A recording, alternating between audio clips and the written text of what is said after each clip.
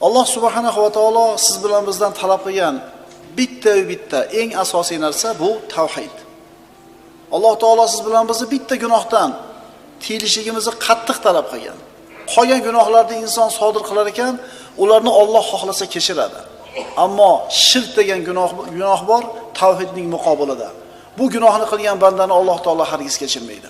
Nastagfirullah, innalloha la yaghfiru an yushraka bihi va yaghfiru ma duna zalika liman yasha. Albatta Alloh taolo o'ziga shirk keltirilishini hech kimga kechirmaydi. Undan boshqa gunohlarni xohlagan bandasi uchun kechiradi. Ey odam bolasi, hadis qudusida Alloh taolo aytdi: yer qobig'i to'ldir gunoh bilan kelgan oldimga. Yerni gunohga to'ldirib tashagan bo'lgin kelguncha. Lekin menga shirk keltirmasdan ro'baro bo'lsang, yer qobig'i to'ldir, rahmatim bilan seni kutib olaman deydi. Demak, boshqa gunohlarda hammasi bitta pallada, shirk bitta pallada turadi. Tavhid va shirk. Alloh subhanahu va taolo Qur'oni Karimda bir misolni keltirdi, bir zarbul masalni keltirdi. Aql egasi bundan o'ziga yetarli xulosani oladi. Ikkita qul. Bitta qulni, birinchi qulni ko'p xo'jayinlari bor. Ikkinchi qulni bitta xo'jayini bor. Birinchi qulni ko'p xo'jayinlari bir-biri bilan kelisha olmaydi. Bitta xo'jayin tur desa, ikkinchisi o'tir deydi. Biri yot desa, biri ikkinchisi yugur deydi. Biri ovqatlan desa, biri ovqatlanmaydi, biri uxla desa, biri uxlamaydi. Bu qul mana shu hojalarni rozi qila oladimi? Ikkinchi qul bitta hojasi bor, bitta sayidi bor. Ish buyuradigan bitta. O'tir desa o'tiradi, tur desa turadi. Qaysi birisining ishi oson bo'ladi? Bu ikkisini holati barobar bo'ladimi, birodarlar? Hargiz barobar bo'lmaydi. Alloh subhanahu va taolo aytadi: "Zaraballohu masalan rajulan fihi shuraka mutashakisuna va rajulan salaman li rajulin hal yastawiyani masala alhamdulillahi bal aktharuhum la ya'lamun." Alloh shunday bir misolni keltirdi. Bir kishi qul borki, uning ustida talashguvchi sheriklari, ya'ni hojalari bor. Yana bir kishi qul borki, u bus-butun holida bir kishi hojanikidir. Ikkisining misoli barobar bo'ladimi? Xo'jayini bitta qulni ishi oson bo'ladi. Ammo xo'jayini ko'p bo'lgan qulni ishi qiyin bo'ladi. Alloh taolo bu masaldan siz bilan bizga nima demoqchi? Muvahhid bilan mushrik hech qachon bir xil bo'lmaydi. Allohni yakka degan muvahhid, tavhidni o'ziga isbotlagan, tavhidni tan olgan kishi bilan Allohga shirk keltirgan mushrik hargiz teng bo'lmaydi. Mushrik kim? Mushrik Allohga ham sig'inib qo'yadi, toshlarga ham, g'ishlarga ham sig'inib qo'yaveradi. Muvahhid esa faqat Alloh taoloning o'ziga sig'inadi, ibodat qiladi. Tavhid va shirk bu koinotdagi eng katta qarama-qarshilik. Kishi dunyoga kelib yo muvahhid bo'ladi yoki mushrik bo'ladi. Oqibat ham mana shunga yarasha bo'ladi. Hal yastawiyani masala alhamdulillahi bal aktharuhum la ya'lamun. Bu ikkisini misoli barobar bo'lurmi? Alhamdulillah yo'q. Ular buni bilmaydilar. Kunlarning birida payg'ambarimiz sollallohu alayhi vasallam bir mushrik bilan munoqasha qilib qoldilarda, haligindan so'radilar: "Nechta ilohga ibodat qilasan? Nechta xudoying bor?" 7 ta deb faxrlandi. 7 ta. Rasululloh aytdilar: "Boshingga musibat kelganda qaysinisi iltijo qilasan?" dedi. "Osmondagisiga" dedi. "Unda nima qilasan qolganlariniga iltijo qilib? Bittasiga iltijo qilmaysanmi?" dedi. Aqlga to'g'ri keladigan gap. Haligi mushrik o'ylandi-da, Rasulullohning so'zidan qanoatlandi, kalima keltirib musulmon bo'ldi. Tavhid va shirk orasida farq katta. Bu ikkisi hargiz teng bo'lmaydi. Alloh taolo mana shu ikkala narsani, tavhid va shirkni ikki daraxtga o'xshatadi. Astagfirullah. Alam tara kayfa daraballohu masalan kalimatan tayyibatan ka shajaratin tayyibatin asluha thabit va far'uha fis sama. Pokiza kalima, tavhid kalimasi, la ilaha illalloh. Ey inson, Alloh yaxshi so'zga qanday misol keltirganini ko'rgin. Yaxshi so'z bu la ilaha illalloh. U so'z xuddi bir asl daraxtga o'xshaydiki, uning ildizi yer ostiga mahkam o'rnashgan, shoxlari esa osmonda mustahkam turadi. Shoxlari shunday balandki, osmonga yetadi. Naqadar go'zal daraxt. Bu daraxtning mevasi ham bor. Mevasi dunyo daraxtlariga o'xshab mavsumda meva beradimi? Sezonda tu'ti ukulaha kullu hinin bi izni robbiha va yadribullohul amsala lin-nasi la'allahum yatadhakkarun. Parvardigorining izni irodasi bilan u mudom meva berur. Doim meva beradi. Alloh odamlar eslatma, ibrat olishlari uchun mana shunday misol keltirur. Kalima toyyiba la ilaha illalloh insonga doim meva beradi. Qalbi xotirjam bo'ladi. Umrida rizqida barakot bo'ladi. Dunyoda nimaga yashayotganligini biladi. Dunyoda mushkulalari, mashaqqatlari kelganda sabrli bo'lishning mevasini beradi va oqibatda jannatga olib kiradi. Endi Alloh taolo habis kalima, shirk kalimasini misolini nimaga o'xshatdi? Va masalu kalimatin tayyibatin ka shajaratin khabithatin jutusat min fawqil ard ma laha min qaror. Yomon so'zni, ya'ni kufr so'zini, shirk so'zini misoli esa yerdan ildizi uzilib qolgan, bir joyda o'rnashib, qo'nib topmaydigan nopok daraxtga o'xshatur. Mushrik bo'lgan odam xuddi daraxtning tomiri yerdan uzilib tashlab qo'yilgan odamga o'xshaydi. Uni qarori yo'q. Mononi qilsa ishlar yaxshi bo'lib ketadi degan bo'lsa o'shini qiladi. Mono biznes yaxshi bo'lyapti desa buni qiladi. Odamlar nima desa o'shini qilib ketaveradi. Ammo muvahhid odam dini bor uni, e'tiqodi bor, aqidasi bor, mustahkam turadi. Hech qanaqa shamol egib yubora olmaydi. Alhamdulillah bal aktsaruhum la ya'lamun. Allohga hamdlar bo'lsin. Odamlarning ko'pi bu narsani bilmaydi. Nuh alayhissalom o'limi oldidan o'zini o'g'illaridan biriga nasihat qilib shunday dedi: "Ey o'g'lim, agar 7 osmon va 7 yer tarozini bitta pallasiga qo'yilib turib, la ilaha illalloh ikkinchi pallasiga qo'yilsa, la ilaha illalloh kalimasi og'ir keladi. 7 qavat yer, 7 qavat osmondan mana shu siz bilan biz aytayotgan pokiza kalima og'ir keladi. Shirk kalimasi. Va man yushrik billahi fa ka'annama kharra minas sama fatahtafuhu at-tayru aw tahwi bihi ar-rih fi makanin sahiq. Mushrik kim? Mushrikning ahvoli qanaqa? Kim Allohga shirk keltirsa, bas u osmondan qulagan uni bir vahshiy qush o'lja qilib olib ketgan yoki qattiq shamol yiroq joylarga uchirib ketgan kabidir.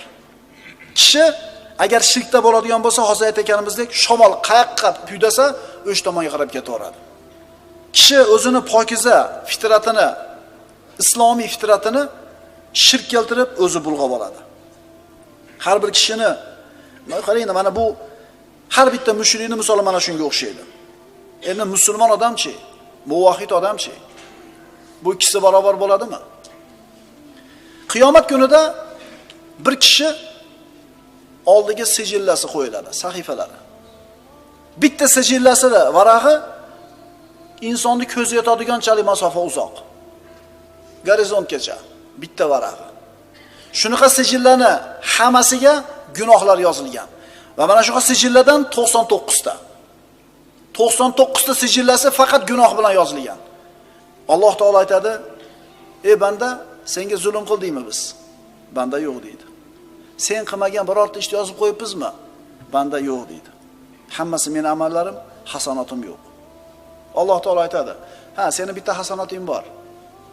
Banda aytadi: "Parvardigor, bitta hasanat nima qila olardi buncha sijillar, ma'siyatlarda oldida?" Bilasanmi bu hasanat nima edi deydi Alloh taolo. La ilaha illalloh. Ana shu sijillar tarozini bitta pallasiga qo'yiladi, la ilaha illalloh kalimasi bitta pallaga qo'yiladi, la ilaha illalloh og'ir keladi. Dunyodagi eng katta ne'mat, eng katta boylik bu la ilaha illalloh kalimasini aytishlik. Alloh taolo hammamizni ketar soatimizni shu kalima bilan sobit qilsin. Alloh taolo aytadi: "Ya ibn Adam, innaka law ataytani bi qurabil ardi khataya thumma laqitani la tushrik bi shay'an la ataytuka bi qurabiha maghfira." Ey odam bolasi, yer qobig'i to'ldir, xato gunohlar bilan faqat shirk keltirmay yo'liqsang, yer qobig'i to'ldir, rahmatim bilan kutib olaman, mag'firatim bilan deyapti. Birodarlar, bormi kalima bizda? Tavhid bormi qalbimizda? Inshaalloh qolgan xatolarimizni Alloh taolo avf qilishini umid qilamiz. Odam alayhissalom birinchi inson. Odam alayhissalomni Alloh taolo yaratib, ruhidan kirgizdi, Odam alayhissalom harakatga keldi. So'ngra Odam alayhissalomni kuragini, umurtqasini silab, Alloh taolo qiyomatgacha yashaydigan odam bolalarini hammasini ruhlarini chiqardi, zurriyotlarini. Hammamiz bor edik o'shada, faqat eslolmaymiz uni. Otangiz ham, opa dadangiz ham, 7-nevarangiz ham o'sha yerda bor edi, chunki ruhlar bir vaqtda chiqarilgan, yaratilgan edi. Va mana shu joyda Alloh taolo siz bilan bizdan va'da oldi. Musulmonmisan? Alhamdulillah musulmonman. Qachondan beri musulmonsan? Almisoqdan beri. Almisoqning ma'nosi nima? Ana shu ruhlar, ha, sen bizni yaratgan Parvardigorimizsan deb va'da bergan kun al-misoq deyiladi. Qachondan beri musulmon ekanmiz? Al-misoqdan beri. Va iz akhadha robbuka min bani adama min zuhurihim zurriyatahum va ashhadahum ala anfusihim alastu bi robbikum qalu bala shahidna. Parvardigoringiz odam bolalarining bellaridan zurriyotlarini olib, men Parvardigoringiz emasmanmi deb o'zlariga qarshi guvoh qilganlarida, ular haqiqatan sen Parvardigorimizsan, bizlar bunga shohidmiz deganini eslang. Ana shu kungi va'damiz birodarlar misoq deyiladi. Ana shu va'damizga muvofiq biz dunyoga islom fitrati bilan kelamiz. Kullu mavludin yuladu ala fitratin degan Rasululloh sallallohu alayhi vasallam. Har bitta odam bolasi chaqaloq dunyoga islom fitrati bilan keladi. Keyin ota-onasi uni yahudiy qiladi, nasroniy qiladi, majusiy qiladi. Rasululloh shunday deganlar, musulmon qiladi demaganlar. Chunki o'zi musulmonida dunyoga kelishida. Demak, inson bolasi dunyoga kelib, tashqaridan unga ta'sir ko'rsatilmasa, u buzilmasa, dunyo qarashi, tabiati aynitilmasa, islomda yashar ekan. Payg'ambarimiz shuncha aytayaptilar-da, keyin ota-onasi uni yahudiy qiladi, nasroniy qiladi, majusiy qiladi. Nima qilsa tashqaridagilar qiladi.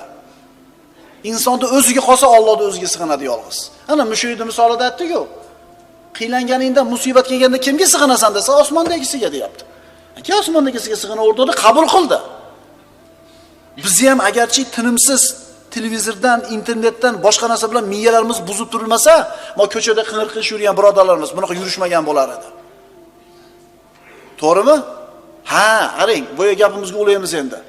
Aqidasida, tavhidida mahkam turganda bular ta'sir qila olmas edi. O'sha aqidasida tura olmaganligi uchun, e'tiqodini bilmaganligi uchun qaqqa shamol piydosa shu qarab ketib qolyapti. Shunday emasmi? Tavhidni mahkam ushlagan inson yaxshi kunida ham, yomon kunida ham kimga duo qilishni yaxshi biladi. Boshiga musibat kelganda kimdan yordam umid qilishni ham yaxshi biladi, ikkilanmaydi. Qalbi xotirjam. Kimga duo qilsamikin deb o'tirmaydi. Qul anad'u min dunillahi ma la yanfa'una va la yadurruna va nuraddu ala aqabina ba'da id hadana Alloh kalladhi istahwathu ash-shayatin fil ardi hayron. Ayting. Allohdan o'zga bizga foyda ham, ziyon ham keltirmaydigan narsaga iltijo qilamizmi? Va Alloh bizni hidoyat qilgandan so'ng yana ortimizga qaytarilamizmi? Xuddi jinlar chalib, lola hayron holda noma'lum yerga olib ketgan kishi kabi. Bizni jin chop ketgani yo'q. Biz lola hayron bo'lmayapmiz. Dunyoga nimaga kelganimizni bilmasdan gangirab yurganimiz yo'q, gang qo'yga o'xshab. Biz nimaga kelganimizni bilamiz, qayerdan kelganimizni bilamiz, nimaga yashayotganini bilamiz, oqibatimizni bo'lishini ham bilamiz. Aytdik-ku, hatto mushriklar ham boshiga musibat kelganda Alloh deb qolishadi. Lekin Alloh taolo ularni najotga chiqargandan keyin yana shirkiga qaytib ketadi ular. Qiyomat kunida Alloh taolo bir bandani hisob qiladi. Peshonasiga jahannam ekanligi yozilgan. Mushrik bo'lgan, kofir bo'lgan. Agar dunyoda solih amal qilgan bo'lsa ham uni foydasi tegmaydi unga. Chunki savob amallar faqat mu'minlardan qabul qilinadi. Alloh taolo aytadi qiyomat kunida, ey banda, agar butun dunyo seni mulking bo'lsa, seniki bo'lsa, mana shu kungi azobdan o'zingni qutqarib chiqib ketishlik uchun hammasini fido qilamiding? Borib burdingni beramiding? Berardim Parvardigor deydi. Alloh taolo aytadi, yolg'on gapirding. Men sendan bundan ozroq bo'lgan, bundan oz bo'lgan narsani so'raganman. Menga shirk keltirma. Lekin sen itoat qilmagansan, bosh tortgansan. Shuning uchun birodarlar, bu kofirlarning dunyoni yer yuzini to'lg'izib yurgani, dunyoni hamma boyligi ularda qo'lda bo'lganligi, musulmonlar ustida shunday tajovuz qilayotganligi siz bilan bizni aldab qo'ymasin. Va ma yu'minu aktsaruhum billahi illa va hum mushrikun. Ularning ko'plari Allohga faqat mushrik bo'lgan hollardagina iymon keltiradilar.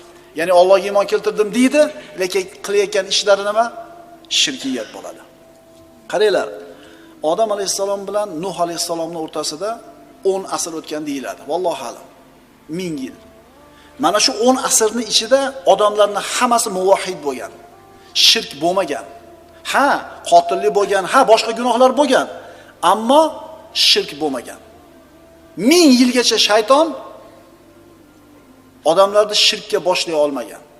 Nuh alayhisalomning davridan boshlab odamlar shirkka ketishdi va shayton shu kundan beri odamlarni shirkka boshlab keladi. Birodarlar, 100 millionlagan kishilar sigirlarga sig'inib yuribdi. Xram Krist deb qo'yibdi. Likopga sut quyib qo'yibdi, katta likopga. Qator turib ichishyapti kalamushlar. Bittasi qo'lini tiqib turib tavari qilyapti. Apkal o'sha pista badomini tashlab beryapti, kalamushlar yeyapti. Bu qanaqa aql, birodarlar? Birodar,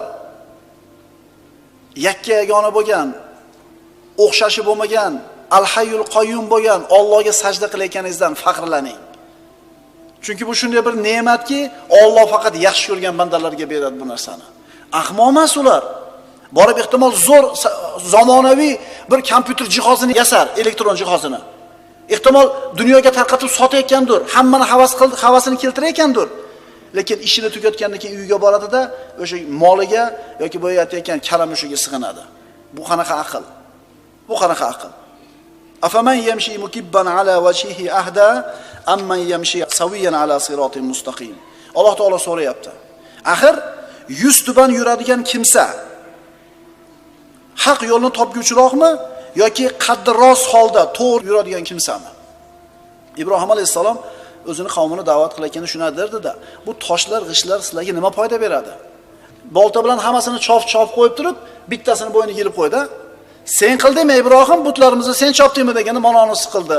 So'raylarchi dedi. Ahmoq emas edi ular, lekin qalbli ko'zlari ko'radi ularni. Afa hasibtum annama xalaqnakum abathan va annakum ilayna la turja'un. Yulduzga sig'ingan, molga sig'ingan, toshga sig'ingan, sanamga sig'ingan bu mushriklar Alloh ularni bekarga yaratdi deb o'ylashadimi? Alloh taolo so'rayapti. Yoki sizlarning gumoningizcha biz sizlarni behuda yaratdik-ku, sizlar bizning huzurimizga qaytarilmaysizlarmi? Bu agar shunday bo'lsa bu bekarchilik bo'lib qoladi-yu. Abas bo'lib qoladi-yu. Alloh taolo bunday abasdan, bekarchilikdan pok bo'lgan zot.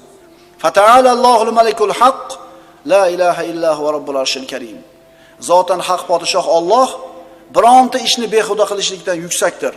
Hech qanday iloh yo'q, magar u ulug' arsh sohibi bordir. Siz ham yashayapsiz, mushrik ham yashayapti.